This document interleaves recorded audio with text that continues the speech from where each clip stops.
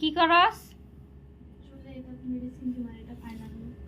Final look কয়টা reporting করলি আজকে?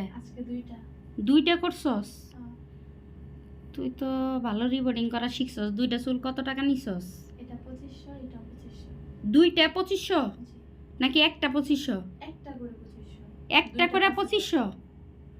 কি ডিসকাউন্ট আছে তো গো? 2500 করে মানে ছোট চুল 1500, বড় হইলে পরে